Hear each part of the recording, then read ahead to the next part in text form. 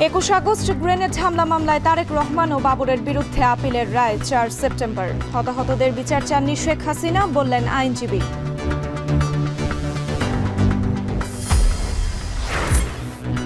আশুলিয়ায় মরদেহ পোড়ানোর মামলায় বিচার শুরু।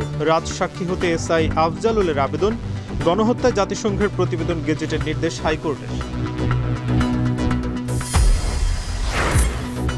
এবার শেখ হাসিনার বিচার চেয়ে ট্রাইব্যুনালে সাইদির মামলার সাক্ষী সুখরঞ্জন বালি। গুম ও নির্যাতনের অভিযোগ।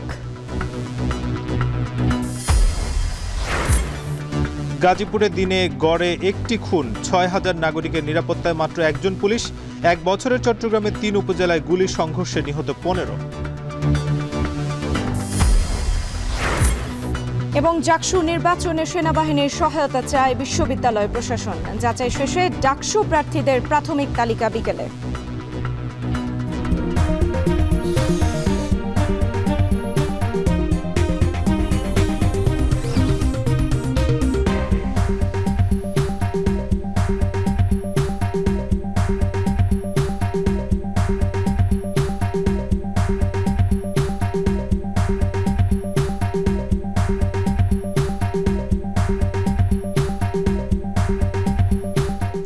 স্বাগত এখন দুপুরে পুরো আয়োজন জুড়ে সঙ্গে আছি আমরা দুজন, আমি নাজমুস সাকিব এবং আমি সুমাইয়া রাত্রি। 21 আগস্ট গ্রেনেড হামলার 21 বছর আজ। এই হামলা মামলায় বিএনপির ভারপ্রাপ্ত চেয়ারম্যান তারেক রহমান সহ আসামিদের খালাসের রায়ের বিরুদ্ধে রাষ্ট্রপক্ষের করা আপিলের রায় 4 সেপ্টেম্বর। প্রধান বিচারপতি ডক্টর সৈয়দ রেফাত আহমেদের নেতৃত্বাধীন 6 বিচারপতির আপিল বেঞ্চ উভয় পক্ষের শুনানি শেষে রায়ের দিন ধার্য করেন। এর আগে হাইকোর্টে খালাসপ্রাপ্ত বিএনপির ভারপ্রাপ্ত চেয়ারম্যান তারেক রহমান ও সাবেক স্বরাষ্ট্র প্রতিমন্ত্রী লুৎফুজ্জামান বাবরের খালাস বাতিল চেয়ে শুনানি শেষ করে রাষ্ট্রপক্ষ। পরে তারেক রহমানের আইনজীবী কায়সার কামাল বলেন, শেখ হাসিনা নিজেই আইভি রহমান সহ হতাহতদের বিচার চাননি। গত 1 ডিসেম্বর লুৎফুজ্জামান বাবর সহ 19 জনকে মৃত্যুদণ্ড ও বিএনপির ভারপ্রাপ্ত চেয়ারম্যান তারেক রহমান সহ 19 জনকে যাবজ্জীবনের রায় বাতিল করে হাইকোর্ট।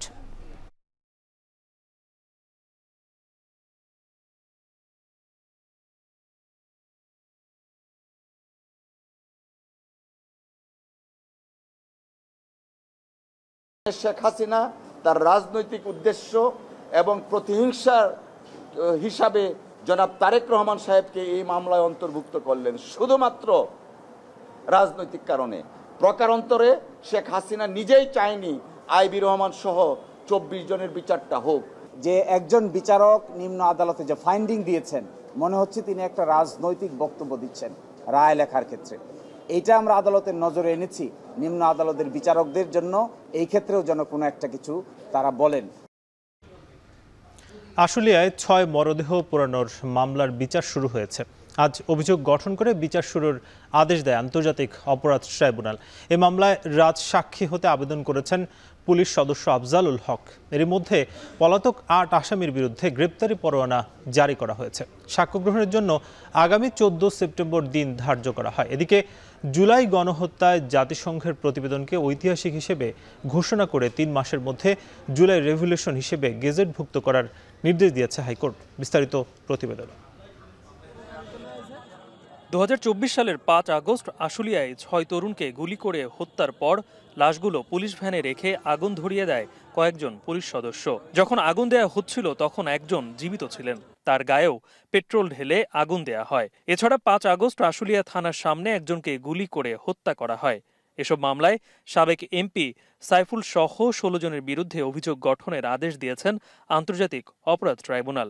একই সাথে এই মামলায় সূচনা বক্তব্য ও সাক্ষ্য গ্রহণ 14 সেপ্টেম্বর দিন ধার্য করা হয়। বৃহস্পতিবার নজরুল ইসলাম চৌধুরীর নেতৃত্বাধীন ট্রাইব্যুনাল 2 এই আদেশ দেন। 16 জন আসামির মধ্যে পলাতক সাবেক এমপি সাইফুল ইসলাম সহ 8 জনের বিরুদ্ধে গ্রেপ্তারি পরোয়ানা জারি করেন ট্রাইব্যুনাল। শুনানির এক পর্যায়ে মামলায় অভিযুক্ত আসামি সাব ইন্সপেক্টর শেখ আফজালুল হক রাজসাক্ষী হতে আবেদন করেন। তার আবেদন লিখিত দেয়ার কথা বলে ট্রাইব্যুনাল বলেন, আবেদনের বিষয় পরে বিবেচনা করবেন। শুনানি শেষে চিফ প্রসিকিউটর তাজুল ইসলাম বলেন, আশুলিয়ার ঘটনা ইতিহাসের সবথেকে বেদনাদায়ক হত্যাকাণ্ড। আর রাজসাক্ষী হওয়ার আবেদনের প্রেক্ষিতে তিনি বলেন, প্রসিকিউশন কখনোই কোনো আসামিকে রাজসাক্ষী হতে উৎসাহিত করে না। রাজসাক্ষী হবেন কিনা তা পুরোটাই আদালত আর আসামির ব্যাপার। তাদের বিরুদ্ধে আনুষ্ঠানিকভাবে এই 5ই আগস্টে 6 জনকে গুলি করে হত্যা এবং অমানবিকভাবে পুড়িয়ে দেওয়ার দায়ে তাদের বিরুদ্ধে অভিযোগ গঠন হয়েছে। অভিযোগ গঠনের পরে আইন অনুযায়ী আদালত আসামিদেরকে জিজ্ঞাসা করেছেন যে আপনারা কি দোষী না নির্দোষ। উপস্থিত 8 জন আসামির মধ্যে 7 জন বলেছেন তারা নির্দোষ, তারা বিচার চান। বাকি যারা পলাতক আছেন তাদের পক্ষে স্টেট ডিফেন্স লয়ার আছেন, তাদের তো আর জিজ্ঞাসা করার সুযোগ ছিল না। একজন আসামি তিনি দোষ স্বীকার করেছেন।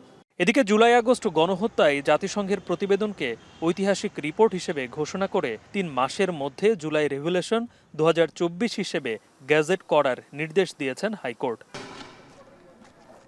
2024 সালে জুলাই আগস্টে বাংলাদেশে সংঘটিত মানবাধিকার লঙ্ঘনের বিষয়ে জাতিসংঘের মানবাধিকার বিষয়ক হাই কমিশনের স্বাধীন তদন্ত রিপোর্ট এটি।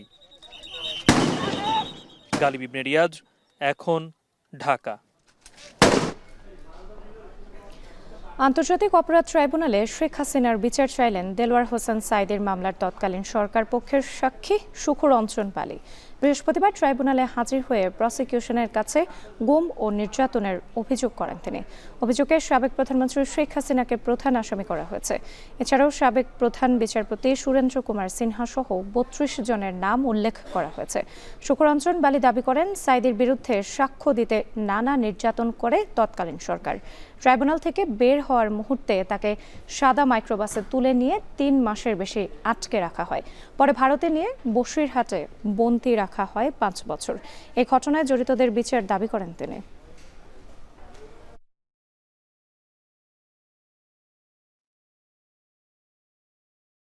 এইখান দিয়া নিয়ে গেছে কোনখানে আমি বলতে পারি না, এইখান দিয়ে নিয়ে গেছে। নেওয়ার পরে আপনার এখানে প্রশাসনরা নেওয়ার পরে মানে আমার নাক মুখ আটকাইয়া কোথায় নিয়ে গেছেন নিজেই আমি জায়গার কথা আমি বলতে পারবো না। উনি বলেছেন যে তাকে এরপরে বিএসএফ এর কাছে হস্তান্তর করেছে।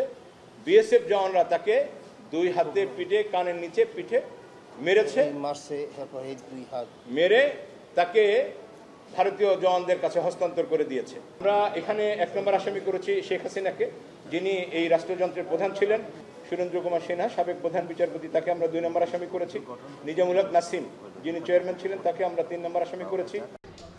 গেল 7 মাসে গাজীপুরে খুন হয়েছেন 104 জন। এর মধ্যে উপজেলাগুলোতে খুনের ঘটনা ঘটেছে 61 আর নগরীতে 43টি। গড় হিসেবে এই সময় দিনে 1টি করে খুনের ঘটনা ঘটেছে এই জেলায়। এর সাথে আছে ছিনতাই, চাঁদাবাজি আর উশৃঙ্খল জনতার হাতে বিচারের নামে সহিংসতার ঘটনা। আতঙ্ক আর উদ্বেগ কাটছে না গাজীপুরবাসীর। জেলার 6000 নাগরিকের নিরাপত্তায় কাজ করছে মাত্র 1 জন পুলিশ। এমন পরিস্থিতিতে জিএমপি বলছে বাহিনীর সীমিত সক্ষমতা সত্ত্বেও পরিস্থিতি নিয়ন্ত্রণে কাজ করে যাচ্ছেন তারা। কে এম আখতারুজ্জামানের তোলা ছবিতে হোসেন জাহিদের প্রতিবেদন। স্বামী হারানোর দিন দশেক পরেও শোকের ছায়া থেকে মুক্ত হতে পারছেন না ফরিদা বেগম মুক্তা। 2 সন্তানকে সাথে নিয়ে এলেন গাজীপুর চান্দনা চৌরাস্তার ঠিক সেই জায়গায় যেখানে খুন হন তার স্বামী সাংবাদিক আসাদুজ্জামান তুহিন। আলোচিত এই হত্যাকাণ্ডে এখন পর্যন্ত 8 জন গ্রেপ্তার হলেও নিরাপত্তা শঙ্কায় দিন কাটছে তার। আশঙ্কা তো অবশ্যই আছে, ওরা যদি জামিনে ছাড়া পায় আমাদের তো বেঁচে রাখবে না, আমাদের মানে একবারে আমাদের পরিবারটা নিঃস্ব করে ফেলবে, সবাইকে শেষ করে ফেলবে। বিচার নিয়ে চাওয়া যে দ্রুত ওদের মানে ফাঁসি হোক, এটুকু চাই আমরা, দ্রুত যাদের ফাঁসি হয়ে যায় তাহলে আমরা একটু নিশ্চিত থাকবো। চান্দনা চৌরাস্তার মতোই গাজীপুরের টঙ্গী স্টেশন রোড, টঙ্গী উড়াল সড়ক, কোনাবাড়ি ও জয়দেবপুর এলাকা এখন অপরাধের হটস্পট। এসব এলাকায় চলতি বছরের জানুয়ারি থেকে জুলাই পর্যন্ত খুন হয়েছেন 43 জন। নগরীর 8টি থানার মামলার তথ্য বলছে 2024 সালের একই সময়ে হত্যাকাণ্ড সহ অন্যান্য অপরাধের পরিমাণ ছিল তুলনামূলক কম। এসব কারণে সন্ধ্যার পর নিতান্ত জরুরি না হলে ঘর থেকে বের হতে চাইছেন না নগরবাসী। অনেকেই দিনের বেলাতেও একাকী চলতে বোধ করছেন শঙ্কা। ভয় বলতে রাস্তাঘাটে এটা তো আতঙ্কজনকই যে আমি বাসে উঠছি, বাসের জানালার সিটে বসছি, আমার মানে মোবাইলটা আমার হাতে থেকে নাই। পুলিশের টল তেমন একটা দিতে পারে না ভাই, দিতে পারলে তো এরকম ছিনতাইকারী হতো না ভাই, হইতো না, প্রায় ছিনতাইকারী হয় এই জায়গায়। আগের যেতে খারাপ হয়েছে, ভালো হয়নি। আর আগে তো এত হইতো না, আর এখন দেশে দেখা গেছে থানায় পুলিশের এখন কেউ আগের মতো ভয় পায় না, এখন ওই সুযোগটাই সবাই নিতেছে আর কি।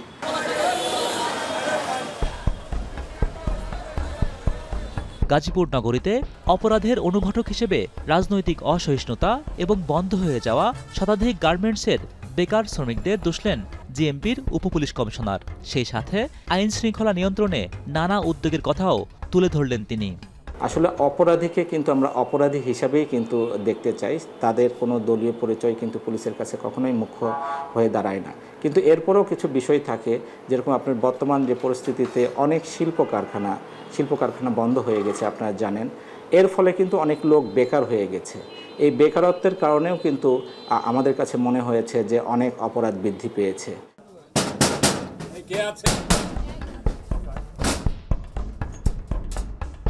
পুলিশের এমন বাড়তি তৎপরতা মনে করিয়ে দেয় ফেব্রুয়ারিতে অপারেশন ডেভিল হান্ট নামে গাজীপুরের যৌথ বাহিনীর অভিযানের কথা। সে সময়ের অভিযানে গ্রেপ্তার হন ৩ সহস্রাধিক। তবে আলোচিত অপরাধ ঘটলেই পুলিশি তৎপরতার সমালোচনা করে সুশীল সমাজের এই প্রতিনিধির পরামর্শ টেকসই উদ্যোগে নজর দেওয়ার। এটা কিন্তু মানুষ জানে যে এখানে অপরাধ করে পার পাওয়া যায়, এবং যে যারা অপরাধের পেছনে মূল হোতা তারা কিন্তু ধরাছোঁয়ার বাইরে থেকে যায়, এবং রাজনৈতিক প্রভাব বা যে আরও পেশি শক্তির তো একটা প্রভাব রয়েছে। এই ব্যাপারগুলো নিয়ে আমরা মনোসামাজিক যে আমাদের কাজগুলো করা দরকার মানুষের জন্য সচেতন করার জন্য, এবং আইন শৃঙ্খলা পরিস্থিতিকে সত্যিকার অর্থে মানুষের জন্য কল্যাণকর করার জন্য যে উদ্যোগগুলো গ্রহণ করা দরকার সেগুলো কিন্তু নেওয়া হচ্ছে না বা বলতে গেলে হয়নি। গাজীপুর মহানগরের প্রতি ৬,০০০ নাগরিকের জন্য কেবল একজন পুলিশ সদস্য থাকায় হতাশা আছে নগরবাসীরও। পুলিশের এত শত উদ্যোগের পরেও নিরাপত্তা নিয়ে জনমনের শঙ্কা যেমন আছে, তেমনি আছে নিরাপদ জীবনের প্রতি তীব্র বাসনাও। আর তাই তো গাজীপুরের শহর বন্দর থেকে শুরু করে অলিগলি সবখানে একটাই প্রশ্ন, যার চলে যাবে তারই কি শুধু বিচ্ছেদের যন্ত্রণা? হোসেন জাহিদ, এখন গাজীপুর। কখনো চাঁদা দাবি, কখনো আধিপত্য বিস্তার, কখনো বা রাজনৈতিক প্রতিপক্ষকে দমন।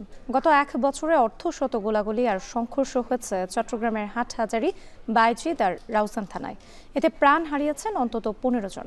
সবশেষ গতকাল চাঁদা না পেয়ে হাটহাজারীতে দিনে দুপুরে ব্যবসায়ীর বাড়িতে গুলি করে সন্ত্রাসীরা। স্থানীয়রা বলছেন, আইন শৃঙ্খলা বাহিনীর কঠোর অবস্থান না থাকায় ভীতিকর জনপদে পরিণত হয়েছে উত্তর চট্টগ্রাম। আর জানাচ্ছেন শোয়েব রহমান।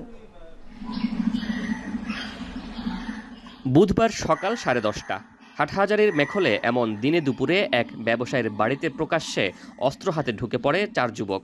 সবার মুখোশে ঢাকা। একটু পরই বাড়ি লক্ষ্য করে ফিল্মি কায়দায় গুলি ছুড়তে থাকে একজন। এরপর দফায় দফায় গুলি শুরু হয়। কিছুক্ষণ পরই ব্যাগে অস্ত্র ঢুকিয়ে দৌড়ে পালায় সশস্ত্র সন্ত্রাসীরা। এলোপাতারি গুলিতে ঝাঁঝরা হয়ে যায় বারান্দার গ্লাস। গুলির আঘাতে উঠে যায় দেয়ালের পলেস্তরা। একটি গুলি জানালার গ্লাস ভেদ করে ঢুকে পড়ে ঘরের ভেতর। বাড়িটি স্থানীয় ব্যবসায়ী জাহাঙ্গীরের। এলাকায় তিনি সজ্জন ব্যবসায়ী হিসেবে পরিচিত। আবাসন, পেট্রোল পাম্প সহ নানা রকম ব্যবসা তার। জানান, কয়েকদিন ধরে বিদেশি নম্বর থেকে তার কাছে 50 লাখ টাকা চাঁদা দাবি করে আসছিল একটি গ্রুপ।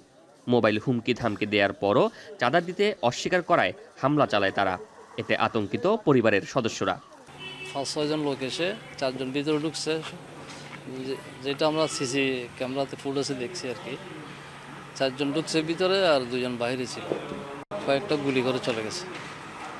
কেন কারা করছে, কেন করছে বুঝতে পারতেছি না এখনো। তো যাই হোক, প্রশাসনের অনেক লোকজন আসছে, ওদের প্রশাসনের অনেক সহযোগিতা পেয়েছি। ওরা সব কিছু এখানে তদন্ত করছে। প্রকাশ্য দিবালোকে এমন ঘটনা আতঙ্ক ছড়িয়েছে জনজীবনে। প্রশ্ন উঠেছে আইন শৃঙ্খলা পরিস্থিতি নিয়েও।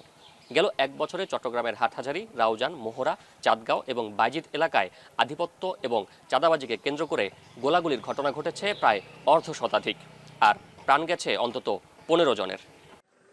এমন জনবহুল এলাকায় এ ধরনের সন্ত্রাসী কর্মকাণ্ড আগে হয়নি দাবি স্থানীয়দের। এই ফ্যামিলি তো আতঙ্ক আছেই, সাথে সাথে আমাদের গ্রামের প্রত্যেকটা ফ্যামিলি আতঙ্ক। এই আমাদের উত্তর মেঘলে এই ঘটনা আর কোনো জীবনে হয়নি, আমরা শুনি নাই, ছোট থেকে আমরা শুনি নাই। ওটার মধ্যে এই দুর্ঘটনাটা কে বা করা করলো, আমাদের প্রশাসনের জন্য সাহায্য, প্রশাসনে ব্যবস্থা নিয়ে যাবে। ঘটনার পরপরই এলাকায় ছুটে যান পুলিশ। শিগগিরই অস্ত্রধারীদের শনাক্ত ও আইনের আওতায় আনার আশ্বাস তাদের। আমরা ঘটনাস্থল পরিদর্শন করেছি, ওখান থেকে সিসিটিভি ফুটেজ পাওয়া গেছে এবং তাদেরকে শনাক্ত করে পরবর্তী আইনগত ব্যবস্থা গ্রহণের জন্য মানে নির্দেশনা দেওয়া হয়েছে এবং সেই অনুযায়ী আমাদের বিভিন্ন ইউনিট কাজ করছে আর কি। স্থানীয়দের অভিযোগ ৫ আগস্টের পর চট্টগ্রাম নগরীর বাইজিদ, হাটহাজারী, রাউজান থানায় আইন শৃঙ্খলা সবচেয়ে বেশি অবনতি হয়েছে। অথচ সন্ত্রাসীদের বিরুদ্ধে তেমন কোনো শক্ত অবস্থান দেখা যায়নি আইন শৃঙ্খলা রক্ষাকারী বাহিনীর। শোয়েব রহমান, এখন, চট্টগ্রাম। জাহাঙ্গীরনগর বিশ্ববিদ্যালয় কেন্দ্রীয় ছাত্র সংসদ ও হল সংসদ নির্বাচনে সেনাবাহিনীর সহায়তা চেয়ে সেনাপ্রধানকে চিঠি দিয়েছে বিশ্ববিদ্যালয় প্রশাসন। আজ দুপুর 2টায় মনোনয়ন ফরম সংগ্রহের সময় শেষ হয়েছে, আর জমা দেওয়ার সময় শেষ বিকেল 4টায়। শেষ দিন বৃহস্পতিবার ফরম সংগ্রহ করেন 52 জন শিক্ষার্থী আর জমা দেন 9 জন। হুমায়ুন কবিরকে সঙ্গে নিয়ে হাসিব বিল্লার প্রতিবেদন, ক্যামেরায় ছিলেন রিপন হাসান। চায়ের কাপে ঝড় তুলেছে জাহাঙ্গীরনগর বিশ্ববিদ্যালয় কেন্দ্রীয় ছাত্র সংসদ ও হল সংসদ নির্বাচন। 33 বছর পর অবশেষে জাকসু নির্বাচন হতে যাচ্ছে আগামী 11 সেপ্টেম্বর। জাহাঙ্গীরনগর বিশ্ববিদ্যালয়ের আবাসিক হল, ফ্যাকাল্টি কিংবা ক্যাফেটেরিয়া, বটতলা, চৌরঙ্গি এখন সরগরম। প্রার্থী, ভোটার, প্যানেল, অধিকার এবং প্রতিশ্রুতি নিয়ে আলাপের ঝড় আর তর্ক বিতর্কই যেন ক্যাম্পাসের উৎসব, যা ছাত্র রাজনীতির সৌন্দর্যের প্রতিচ্ছবি। অনেকদিন ধরে ক্যাম্পাসটা মোটামুটি একটু মোড়ে মোড়ে রয়েছিল, তো আবার সেই জাকসুকে কেন্দ্র করে ক্যাম্পাস আবারও জেগে উঠেছে। তার সংগঠনের যেই সাপোর্ট, এটাও তাকে আগায় দিবে এবং ব্যক্তি ইমেজও তাকে আগায় দিবে। তবে আমি মনে করি যে এখানে ব্যক্তি ইমেজটাই বড় ফ্যাক্টর হতে পারে। কোনো শিক্ষার্থীর পিছনে একটি দলীয় সাপোর্ট থাকুক বা না থাকুক, প্রত্যেকটি শিক্ষার্থী জানি তার নিজের জায়গা থেকে স্বতঃস্ফূর্তভাবে অংশগ্রহণ করতে পারে। 11,919টি ভোটের বিপরীতে জাকসুতে মোট 25টি এবং হল সংসদে 13 পদে নির্বাচন হবে। গত সোমবার থেকে মনোনয়ন ফর্ম বিতরণ শুরু করে বিশ্ববিদ্যালয় প্রশাসন। ছাত্র সংগঠনের পাশাপাশি স্বতন্ত্র প্রার্থী হিসাবেও লড়ছেন অনেকে। আমি কোনো দলীয় প্যানেল বা দলীয় কোনো দল, কোনো কুরাম, আমি সেই কোনো কুরামের প্যানেলে যাচ্ছি না। সাধারণ শিক্ষার্থীদের ম্যান্ডেট হচ্ছে আমার আসল প্যানেল।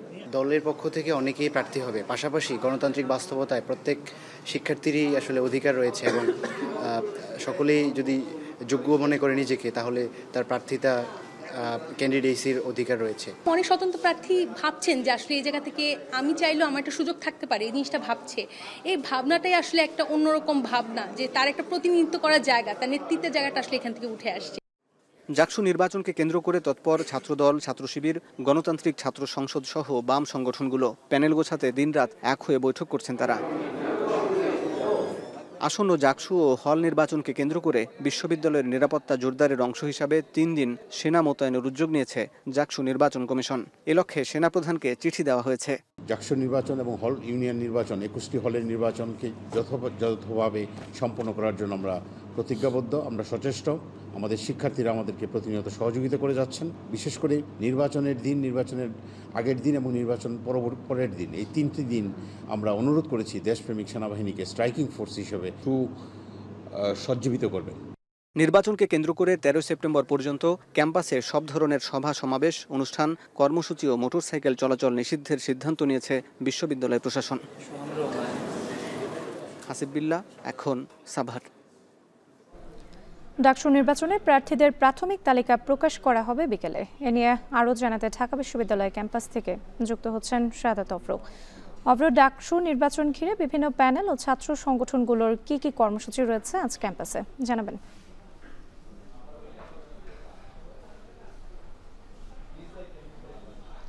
রাঁচি, এই মুহূর্তে কিন্তু ঢাকা বিশ্ববিদ্যালয়ে যে ক্যাম্পাস আছে পুরোটি কিন্তু উৎসব মুখর যেই আমেজ, সেটি কিন্তু আমি লক্ষ্য করছি। এবং ঢাকা বিশ্ববিদ্যালয়ের যেই ডাকসু নির্বাচন, সেটিকে কেন্দ্র করে কিন্তু সবার মধ্যে একটা চর্চা চলছে, কোন প্রার্থীকে ভোট দেওয়া হবে এবং কোন প্রার্থীর সাথে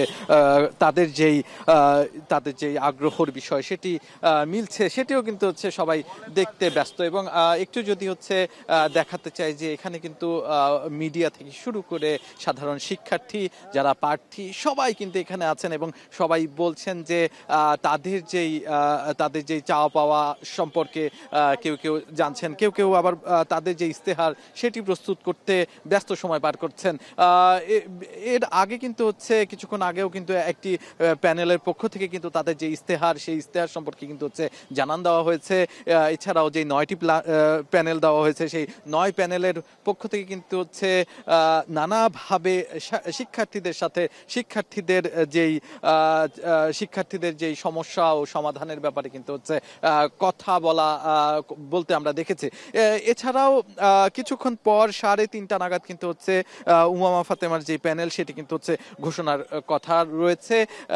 এছাড়াও আমরা জানতে পেরেছি যে সন্ধ্যায় কিন্তু হচ্ছে যারা কিনা বিভিন্ন জায়গার প্রার্থী আছে, ডাকসুর প্রার্থী, তারা কিন্তু হচ্ছে নানা জায়গায় তাদের যে প্রচারণা আছে সেটিতে নামবেন।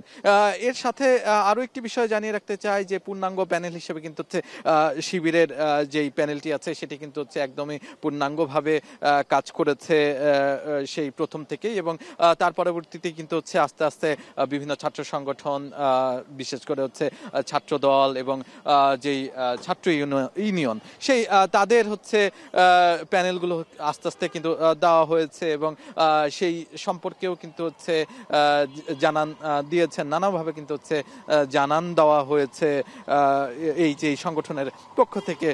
এছাড়াও যদি একটু বলতে চাই যে আজকে কিন্তু যারা প্রার্থী আছেন সেই প্রার্থীদের কিন্তু হচ্ছে প্রার্থিতা এবং তাদের ছবি, তাদের প্রার্থীদের সম্পর্কে পুরোপুরিভাবে জানানো হবে নির্বাচন কমিশনের পক্ষ থেকে। যে ডাকসুর নির্বাচন কমিশনার আছে তার সাথে কথা বলে আমরা কিন্তু এটাই জানতে পেরেছি। এবং আজকে কিন্তু একটি দলের পক্ষ থেকে ছাত্র অধিকার পরিষদ তারা কিন্তু জানিয়েছে যে তারা চায় যারা প্রার্থী হবে তাদের নাম নাম্বারের পাশে ছবিও যেন যুক্ত করা হয়, যারা পর্দা করে সেই ক্ষেত্রে কিন্তু হচ্ছে তাদের ছবি ব্লার করে দিতেও কিন্তু বলা হয়েছে।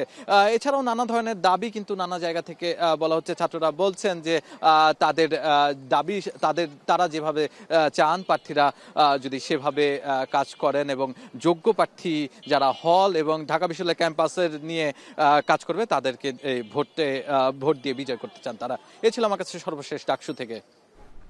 ডাকসু নির্বাচন ঘিরে বিভিন্ন প্যানেল ও ছাত্র সংগঠনগুলোর নানা কর্মসূচির খবর জানাতে যুক্ত ছিলেন শাহাদাত অফরো। স্থায়ী ক্যাম্পাস সহ বেশ কিছু দাবিতে ঢাকা চট্টগ্রাম মহাসড়ক অবরোধ করে বিক্ষোভ করেছেন ফেনী বিশ্ববিদ্যালয়ের শিক্ষার্থীরা। দুপুর 12:30টার দিকে ঢাকা চট্টগ্রাম মহাসড়কের ফেনীর মহিপাল ফ্লাইওভারের উত্তরাংশে অবস্থান নেন তারা। এ সময় ঢাকা চট্টগ্রামমুখী 2 লেনে দীর্ঘ যানজটের সৃষ্টি হয়। প্রায় 30 মিনিট পর পুলিশের অনুরোধে মহাসড়ক ছেড়ে দেন আন্দোলনকারীরা। এ সময় সড়কে যান চলাচল শুরু হয়। পরে শিক্ষার্থীরা অবস্থান নেন জেলা প্রশাসকের কার্যালয়ের সামনে। স্থায়ী ক্যাম্পাস সহ বেশ কিছু দাবিতে বিক্ষোভ করেন তারা। বলেন, স্থায়ী ক্যাম্পাস, ট্রান্সপোর্ট ও রাজনীতিমুক্ত শিক্ষা পরিবেশের দাবি আদায় না হলে কঠোর কর্মসূচি দেওয়া হবে।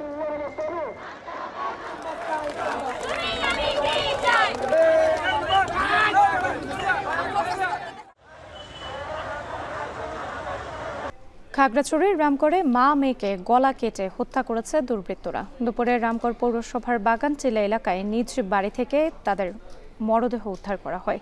নিহতরা হলেন রামগড়ের বাগানটিলা এলাকার মৃত মীর হোসেনের স্ত্রী আমিনা বেগম ও তার মেয়ে রেহানা আক্তার। রেহানার স্বামী মোস্তফা ওমান প্রবাসী। ঘরে শুধু মা মেয়ে দুজনই থাকতেন। সকাল থেকে মা মেয়ের কোনো সাড়া শব্দ না পেয়ে তাদের খুঁজতে যান প্রতিবেশীরা। পরে ঘরে ঢুকে 2টি কক্ষের বিছানায় মা ও মেয়ের মরদেহ পড়ে থাকতে দেখেন তারা। পুলিশ জানিয়েছে হত্যাকাণ্ডের রহস্য উদ্ঘাটনে তদন্ত শুরু হয়েছে। দোষীদের আইনের আওতায় আনার দাবি জানান স্থানীয়রা।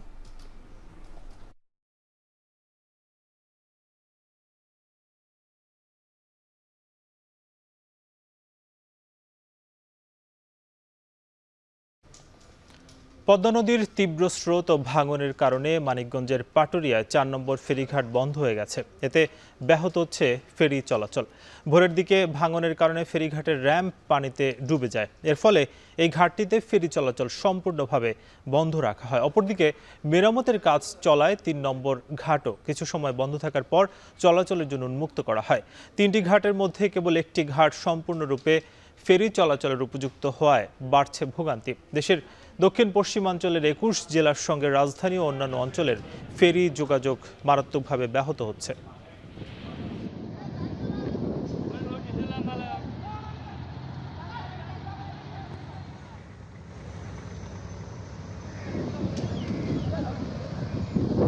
ঢাকা মাওয়া এক্সপ্রেসওয়েতে নিয়ন্ত্রণ হারিয়ে একটি প্রাইভেট কার উল্টে এক নারীসহ নিহত হয়েছেন ৩ জন। এই ঘটনায় আহত হয়েছেন আরও একজন। ভোর ৬টার দিকে মুন্সিগঞ্জের শ্রীনগর উপজেলার ১৬ঘর এলাকায় এই ঘটনা ঘটে।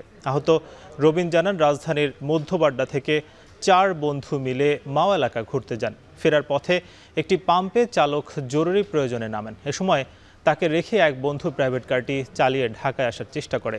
এক পর্যায়ে কারটি সড়ক বিভাজকের সঙ্গে ধাক্কা লেগে দুর্ঘটনা ঘটে। এতে ঘটনাস্থলে নিহত হন ২ জন। আহত ২ জনকে উদ্ধার করে শ্রীনগর স্বাস্থ্য কমপ্লেক্সে নেয়ার পথে আরও একজনের মৃত্যু হয়।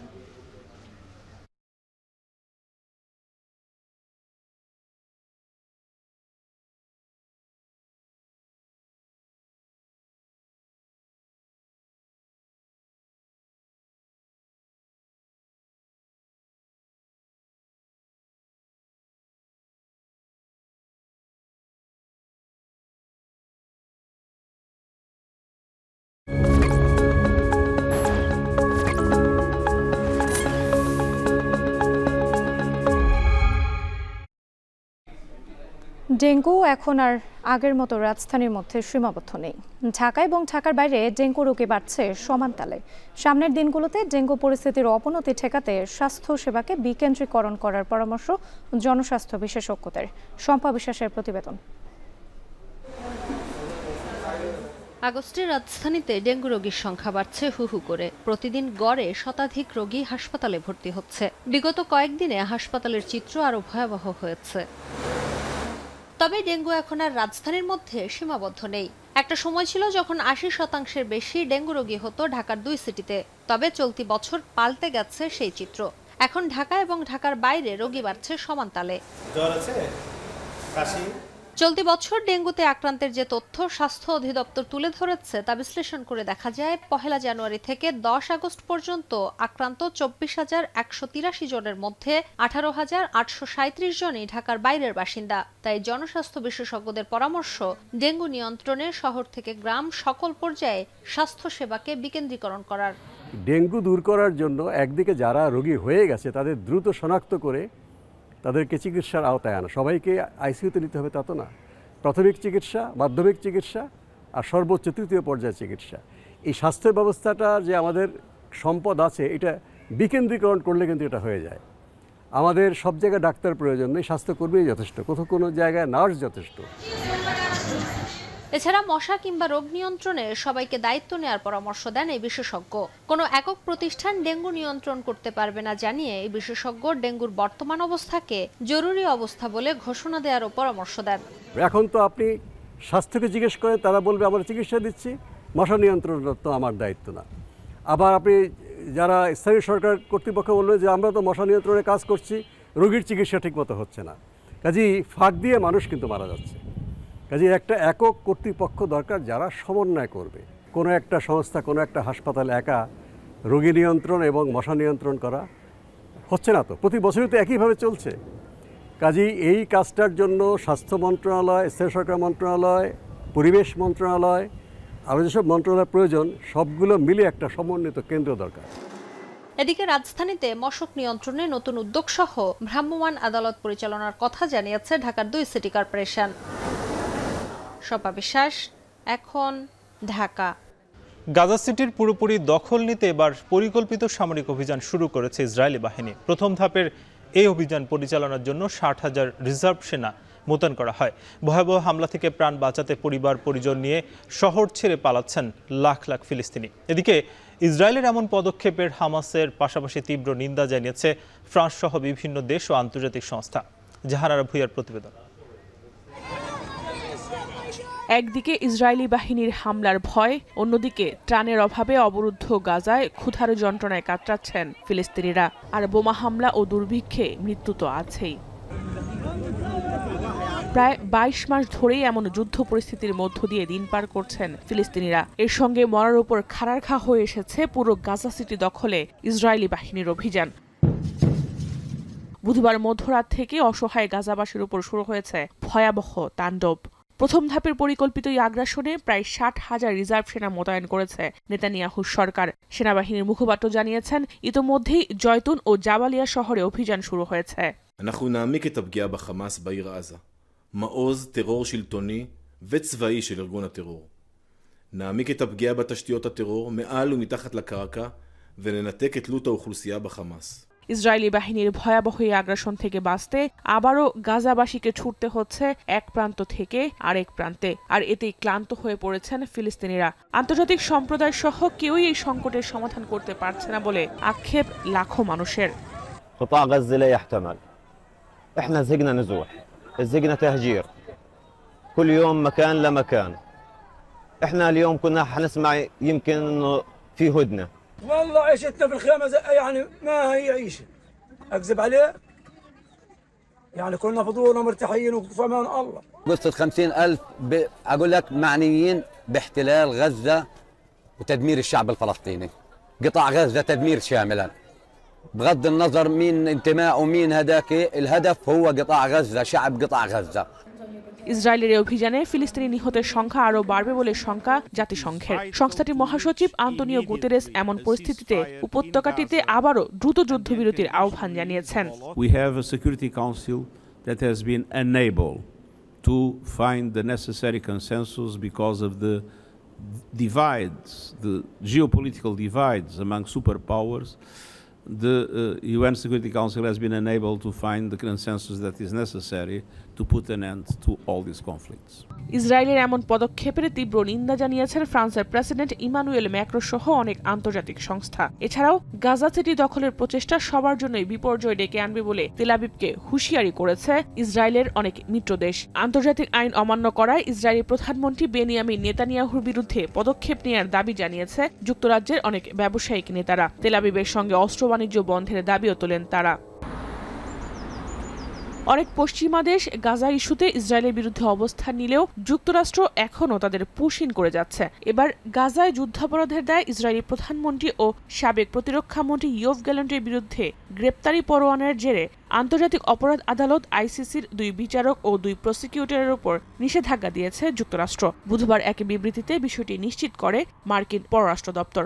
যুক্তরাষ্ট্রের এই পদক্ষেপকে স্বাগত জানিয়েছেন ইসরায়েলের প্রধানমন্ত্রী বেনিয়ামিন নেতানিয়াহু, তবে এতে উদ্বেগ জানিয়েছে জাতিসংঘ। We firmly believe that the ICC is a key pillar of international criminal justice, and we respect their work. We're very concerned about the decisions taken to further hit ICC officials with sanctions under the order that came out from the United States. ফিলিস্তিনের বেসামরিক নাগরিকদের উপর Israeli বর্বরতার তীব্র নিন্দা জানিয়েছে ফিলিস্তিনের স্বাধীনতাকামী গোষ্ঠী হামাস। যুদ্ধবিরতি প্রস্তাবে হামাস রাজি হওয়া সত্ত্বেও ইসরায়েলের পদক্ষেপ থেকে এখনও সাড়া মিলছে না বলে জানায় গোষ্ঠীটি। তবে আন্তর্জাতিক সব সমালোচনা উপেক্ষা করেই গাজায় অভিযান চালিয়ে যাওয়ার হুঁশিয়ারি দিয়েছে তেল আবিব। এদিকে হামাসের হাতে জিম্মিদের মুক্তির দাবিতে ব্যাপক বিক্ষোভ হয়েছে ইসরায়েল জুড়ে। নেতানিয়াহু সরকারের পতনেরও দাবি তোলে বিক্ষোভকারীরা। জাহানারা ভুঁইয়া, এখন বিশ্ব। এবার খেলা প্রসঙ্গ। বাহরাইন অনূর্ধ্ব 23 জাতীয় দলের সাথে প্রথম প্রস্তুতি ম্যাচের পর একদিনের বিশ্রাম শেষে বাংলাদেশ অনূর্ধ্ব 23 জাতীয় দল ফিরেছে অনুশীলনে। ক্যাম্পে 5ম দিনের মতো অনুশীলন শেষ করেছে বাংলাদেশের যুবারা। অনুশীলনে আগের ম্যাচের ভুলগুলো নিয়ে কাজ করেছেন কোচিং স্টাফরা। গরমের মাত্রা বেশি থাকার পরেও ফুটবলাররা তাদের দৃঢ়তা দেখিয়েছেন এবং ভুলগুলো সংশোধনে মনোযোগ দিয়েছেন। এদিন প্রায় 90 মিনিট অনুশীলন করেছেন অনূর্ধ্ব 23 জাতীয় দলের ফুটবলাররা। আগামী ম্যাচে জয় পাওয়াই ফুটবলারদের মূল লক্ষ্য। আজকে ভালো ট্রেনিং হয়েছে আমাদের। গত ম্যাচে যে আমাদের মিস্টেকগুলো ছিল সেই মিস্টেকগুলো নিয়ে আজকে কোচ কাজ করছে। তো আলহামদুলিল্লাহ এখানে অনেক গরমের মধ্যেও আমরা কষ্ট করে যাচ্ছি, তো এটা মনে করতেছে আমাদের জন্য একটা ভালো দিক। আমাদের ভুলগুলো ছিল, আমরা ওই ভুলগুলো নিয়ে আজকে আমরা কাজ করেছি এবং গতকালকে আমাদের রিকভারি সেশন ছিল। তো আমাদের নেক্সট ম্যাচে আমরা মানে যেরকম গেম প্ল্যানিং নিয়ে খেলবো বা যেরকম আমাদের গত ম্যাচে ভুল টুটি ছিল আমরা ওইগুলো নিয়ে আজকে কাজ করছি। ইভেন আজকে আমাদের ট্রেনিং সেশনটা অনেক ভালো গেছে। আজকে মূলত ওই ম্যাচের ভুলভ্রান্তিগুলো নিয়ে কাজ করার চেষ্টা করেছে কোচ এবং ছেলেদেরকে বোঝানোর চেষ্টা করেছে আসলে আমাদের দুর্বলতাগুলো, এবং ওগুলো নিয়ে কাজ হয়েছে এবং আলহামদুলিল্লাহ ছেলেরা ভালো কাজ করেছে। দর্শক, শেষ করছি এখন দুপুর। তার আগে শিরোনামগুলো আরো একবার। 21 আগস্ট গ্রেনেড হামলা মামলায় তারেক রহমান বাবরের বিরুদ্ধে আপিলের রায় 4 সেপ্টেম্বর। হতাহতদের বিচার চাননি শেখ হাসিনা, বললেন আইনজীবী।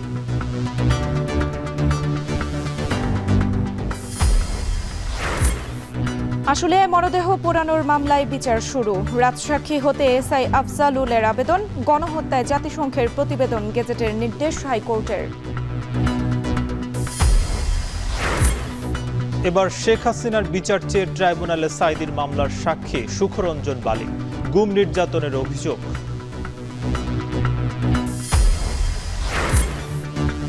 গাজীপুরে দিনে গড়ে একটি খুন। ৬,০০০ নাগরিকের নিরাপত্তায় মাত্র একজন পুলিশ। ১ বছরে চট্টগ্রামের ৩ উপজেলায় গুলি সংঘর্ষে নিহত ১৫। এবং জাকসু নির্বাচনে সেনাবাহিনীর সহায়তা চায় বিশ্ববিদ্যালয় প্রশাসন। যাচাই শেষে ডাকসু প্রার্থীদের প্রাথমিক তালিকা বিকেলে।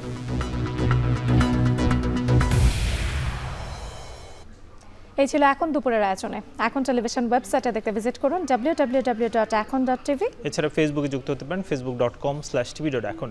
ইউটিউবে দেখতে পারেন youtube.com/c/ekontv।